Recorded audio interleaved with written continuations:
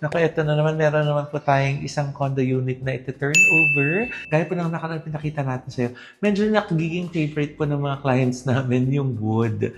So, ang peg natin for this condo unit is minimalist locks. Gusto nila minimalist lang, pero gusto nila ng wood, ng gray at saka ng white. So, eto po yung itsura ng unit bago natin ayusin.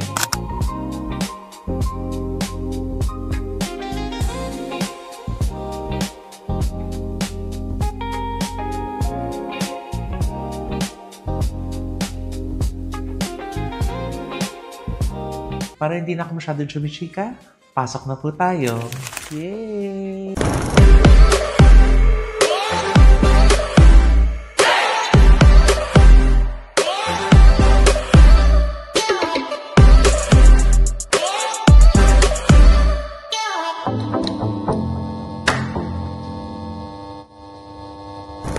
Hello mga Bayer! Mama Black Mama Lace back and welcome back to my channel! Kamusta po kayo? Naku, eto na naman, meron naman po tayong isang condo unit na iti-turn over. Gaya po ng pinakita natin sa'yo, medyo nagiging favorite po ng mga clients namin yung wood.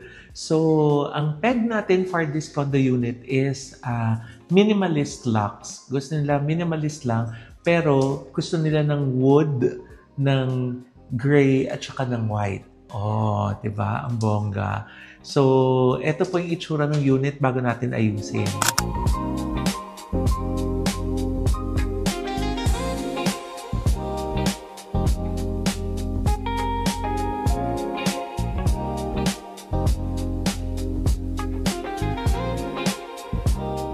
So, this is a studio unit sa isang SMDC condominium. So, ngayon po, papasukin na natin siya. Full renovation pa yung ginawa natin dito. Pinalitan natin yung kitchen, yung tiles ng bathroom, tapos nag-cabinetry din tayo dito. So, para hindi na ako masyadong chumichika, pasok na po tayo. Yay! Welcome! Pasok po tayo.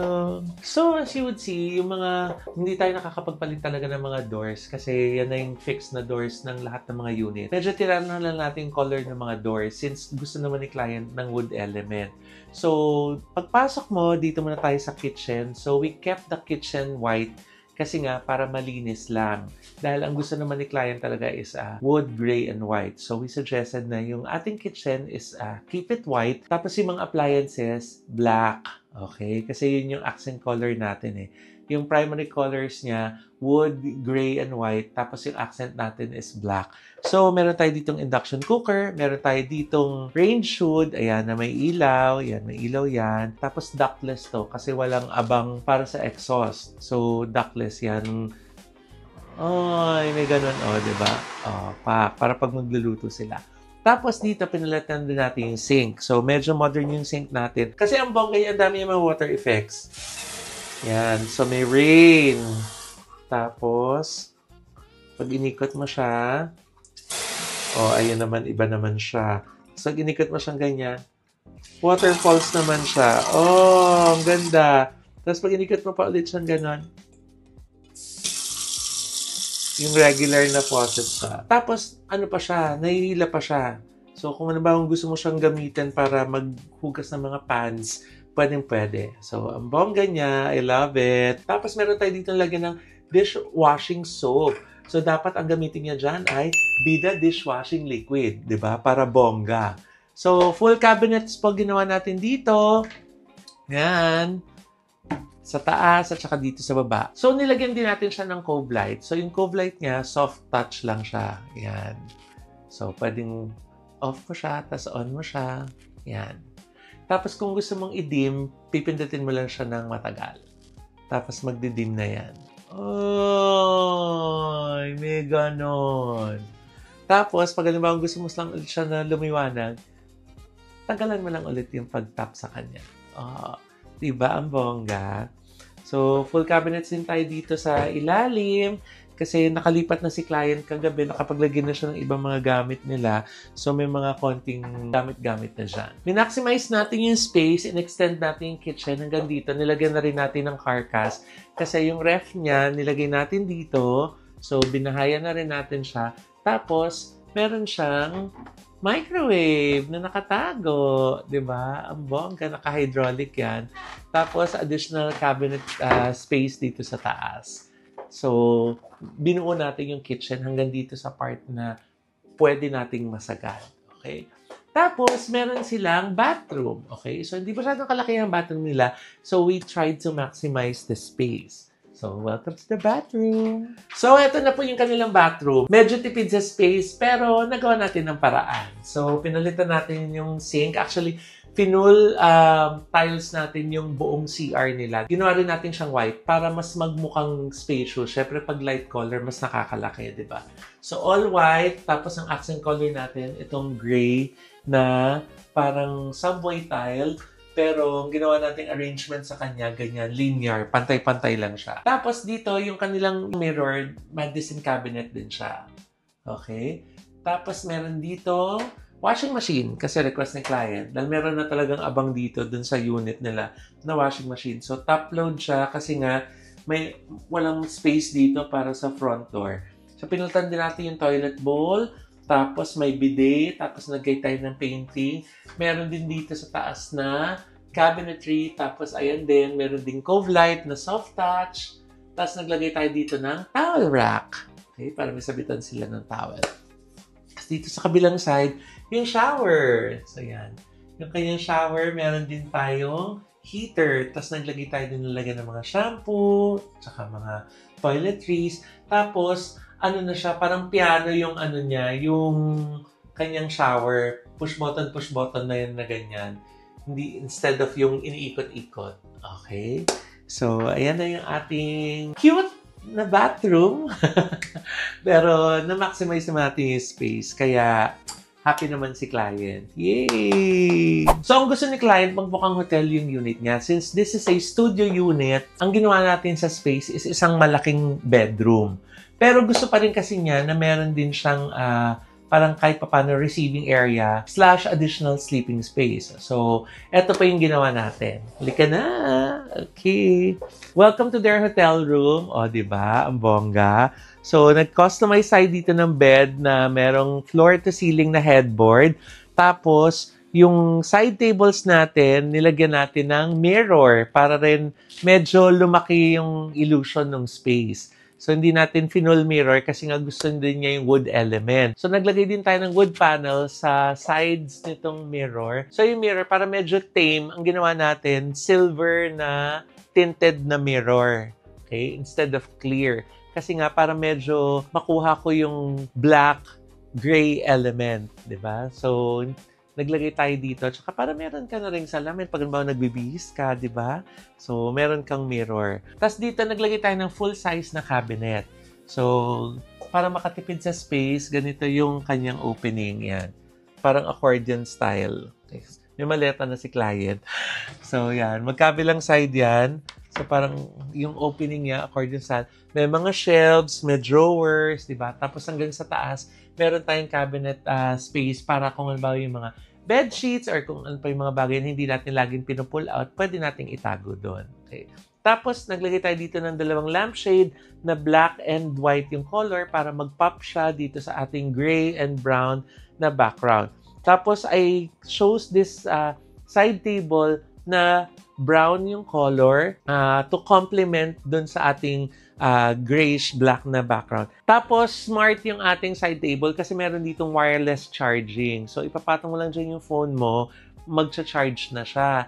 Tapos, ito, yung ating side table, may sensor din siya. Pag totally dark, umilaw yan dito sa ilalim. So, may night light siya.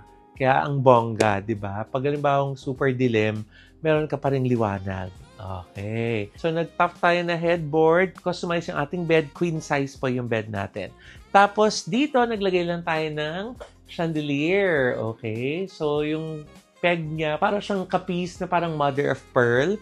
So, nagustuhan ko siya kasi nga yung color niya, black and white. So, dahil yun nga yung accent color ko para dito sa unit, doon nakita ko siya, sabi ko, ay, perfect yan para doon. So, dahil nga, studio unit ito, so ang pinaka-focal point natin, medyo gitna siya, kaya gusto ko medyo grand, di ba? So, nag-isa lang naman siyang chandelier na nandito sa buong unit dahil hindi na ako naglagay ng light fixture doon sa parang receiving area niya dahil hindi naman siya masyadong kalakihan. At saka medyo sinentro nga natin yung bed dito sa buong space natin. So, dito sa side na to, naglagay tayo naman ng console na full size nung buong wall. So, yung buong wall natin, nilagyan natin ng wood panel kasi ngayon yung gusto ni client. Tapos, para ma-maximize yung space, naglagay tayo dito ng console na puro drawers. Ayan, puro drawer yan para additional space. Tapos dito sa ilalim, para kung gusto niya maglagay ng mga maleta or kung ano pa mga gusto niyang ilagay na stuff dito sa ilalim, meron pa rin siyang space. Tapos naglagay lang tayo dito ng decor in white. So para mag-pop lang siya dito sa space. So may konting gold kasi gusto ko talaga yung may gold accent. Hindi ko alam kung bakit. So may branch lang tayo dito in a vase para medyo zen lang yung feel niya dito sa area na to. So para medyo bumalanse ako, dito naman sa kabilang side, instead of decor, naglagay naman ako ng pendant lamps. Okay? So, 2 pendant lamp. Para medyo balance lang na meron akong element, na meron akong design decor element doon. Tapos meron din ako dito sa right side. So, ang dami niyang space para pagpatungan talaga ng mga stuff niya. Tapos, syempre, dito, ito yung sinasabi ko na gusto niya meron din siyang sofa. Kaso nga, wala na talaga halos space. Pero, napagkasya pa rin natin yung medyo semi-double na sofa bed. So, ito, sofa siya, tapos nako-convert siya to a bed. Yan. So, pwede niyo po siyang i-convert to a bed. Pag nilatag mo siya, usog mo lang yung side table kasi ni-request din ni client na sana meron siya kahit coffee table para kung magkakape siya or gusto niya kumain. So, nag-set up tayo dito na kung gusto niya mag-eat for 2. Pero actually, it can accommodate 4 people kasi naglagay tayo dito ng ottoman. Ngayon, kung ayaw mo na nakasetup na ganito, itong ottoman, pwede mong iusog doon, itago sa ilalim ng console. Pero, ang cute sa ottoman na binili natin, na leather siya in black, meron din siyang storage. Oh. Diba? Para dagdag na pagtataguan ng mga stuffed towels or throw pillows or whatever. Meron din tayong wooden top dito na coffee table. Okay? So, pwede nilang i-arrange yan. Halimbawa, gusto mo ilagay mo yan dito, tapos 2 side table. Option na po yun ni client kung anong gusto niya. At syempre, ang mahiwagang kurtina ni Cleto, hindi natin yan makakalimutan, di ba? So, gaya nga ng lagi kong ginagawa, full curtain ko siya. Pag binuksan yung aircon, pwede naman nilang i-move yung curtain. Yes. Yan. Para lumabas ang hangin. Yes. Yan. So, Curtains by Cleto Suwayan, ang pinsan ni Josa Poco. Yon. Yay! So, eto na po yung ating minimalist locks na condo unit na ang gusto ng client is wood, white, and gray with an accent na black. Ayan! Ako, sana po naibigan nyo yung ating bagong condo unit na tinurn over. Super happy po si client nung tinurn over to sa kanya kagabi. Ayan po yung ibang clips, oh. Yes, may salamin. At saka, sir, ito ha, functional to. Pwede ka mag-charge. Yes, both side po pwede ka mag-charge. Pinalitan mo? Yes po. Pinalitan namin talaga lahat. Lahat yun, sir. Maliit lang yung room. Kailangan marami Pero, pong tax. ano siya? Ang luwag po, Lumaki, ano? diba? Lumuwag. Unlike po Ibang-iba. nung merong siyang Divider. dito. Ano siya. Pero ngayon, parang tayo nasa hotel. Apo. Yes. Ito po yan, sir. Wala na ako talagang ano yun. Gamitan lang. Tapos ito, ano rin to? Ito Eto po, sir. po, Wala kasi siyang... customized po talaga siya, sir. Pati po yan. customized. Oo, lahat yan sukat So, talaga. kasama na to. Kasi, Hihiga na ako. Oo, sir. Lahat yan. bago to lahat, sir. Bago na. Ay, hindi na Bago lahat yan. Oo, bago lahat yan. Yay! Thank you so much sa ating pong kliyente for all the love and understanding and the trust, of course. Diba? Siyempre po, maraming salamat po sa lahat ng mga clients namin na nagtitiwala, naniniwala dun sa mga kakayanan namin, sa pwede namin gawin tulong para ma-realize yung mga dream spaces nila. At kung kayo din po ay meron pong house, condo unit, office, or kahit anong space na gusto po nyong ipaayos at gusto nyo makatuwang yung La Vida Creatives ni Mama Loy at ang aking mga angels, nako, email nyo lang po kami sa lavidacreatives19@gmail.com or mamaloydecor@gmail.com. At malay nyo, baka mamaya kayo naman yung next namin maging kliyente, di ba? Anyway, maraming salamat po sa NB Skin Beauty and Wellness Center for Skin, Face, Body, and Wellness. Nandiyan po sila sa Maria Ignacia, sa tapat lang po ng ABS-CBN, sa ground floor po ng Grandia Place. And thank you so much, Dr. JC Solis, for our gorgeous smile. Nandiyan naman po sila sa E. Rodriguez, sa tapat po ng Christ the King Church. Thank you, Doc JC and Miss Ara, para po dun sa inyong pinadalang food nung nagmunting salo-salo kami nila Nanay Oji to celebrate my birthday. And of course, Ideal Vision, para naman po sa aming eyewear. 200 branches na po sila nationwide. Nakabisitahin niyo po ang Ideal Vision. And ang nail cocktails for our nail care. Thank you din kay kumaring Jeng C. Flores ng Heavenly Desserts for your super sarap na cakes na pinadala rin nung aking birthday celebration. And kay Mama Nurse Bicolatic, nako, blockbuster po yung inyong dinuguan, dinakdakan, at saka yung mga biko, at saka puto. Grabe po. Talaga nag-enjoy po kaming lahat dyan sa pagkain ng Mama Nurse Bicolatic. And of course, nako, naloka din sila, yung mga friends namin ni Nay Oji Diaz, nung natikpan nila ang Chicks Inasal. Ang sarap daw ng chicken inasal, ng barbecue, ng liempo, at saka ng java rice. O, diba? Kaya ano pang hinihintay nyo? Subukan ang sarap ng Chicks Inasal. Baka meron pong branch malapit sa inyo o kaya pwede po kayo mag-order sa mga food ordering apps. At syempre, medyo napakain po tayo nung tayo nag-States at saka nag-Canada. Kaya naman balik tayo dyan sa Anytime Fitness. Dahil 24/7 po bukas yan. Anytime po na meron kayong time na mag-exercise, pwede po kayo dyan sa Anytime Fitness sa Hemady Square branch. O wala nang reason para sabing walang time kasi nga open sila all the time. Kaya dyan na po kayo mag-enroll sa Anytime Fitness Hemady Square branch kasi po dyan po yung mother branch namin. O, ang dami ding celebrity na dyan nag-gym. Ang bongga, di ba? At syempre, Christmas is just around the corner. Baka nagbabalak po kayo na mag-Christmas outing ng inyong pamilya. Ang dami pong Christmas promo nila Tita Geng sa Highland Valley Resort. At saka meron sila dong napakabonggang Christmas setup sa buong resort. Tapos meron pa silang Christmas village. O, saan pa kayo, di ba? 3 hours lang from Manila. Andyan na po sa Pantabangan, Nueva Ecija, ang Highland Valley Resort, the Valley of the North, kung nasaan ang pinakamalaking water park dyan sa Norte. Kaya visit niyo na po yung kanilang social media accounts dahil ang dami po nilang promo. Take advantage now na. At kung magsisibo naman po kayo, huwag kalimutan ng Acropora Beach Resort sa Medellin, Cebu. Napakabongga, napaka-posh, at napakaganda po ng view ng dagat para po kayong inyo yung dagat kasi beachfront. Pagbaba mo, dagat na agad, di ba? Thank you so much, Miss Tatsley! At kung kayo naman pa yung NCLEX passer at gusto nyo magtrabaho sa New York, bawal nasa ibang state kayo, gusto nyo lumipat ng New York, perfect na perfect. Andiyan naman po ang White House Cares ni Miss Rose Santos na handa pong tanggapin ang inyong mga application. At kung kayo magtatrabaho dyan, ako, alagang-alaga po kayo ng White House Cares. Thank you so much. I love you, Miss Rose. Salamat po.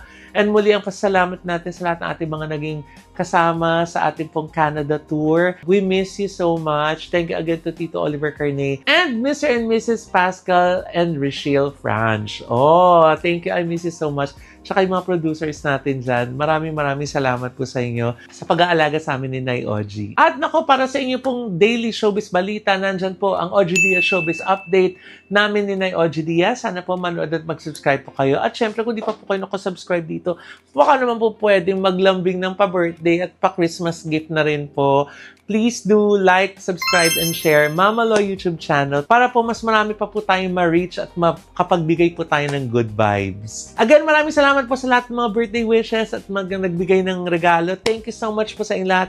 May Papa God bless you and return it to you 1,000 folds. At yung mga nagdasal din po at tumulong sa daddy ko, maraming salamat po. It means a lot. I super appreciate it. I will never forget your generosity and kindness. Alam niyo na po kung sino po kayo. Thank you so much po sa inyong lahat. Okay, so pag natapos po natin yung iba nating projects, nako, i-share din po namin yan sa inyo para din po baka makakuha din po kayo ng inspiration para naman sa inyong mga space. Pero sana kami na po yung kunin nyo.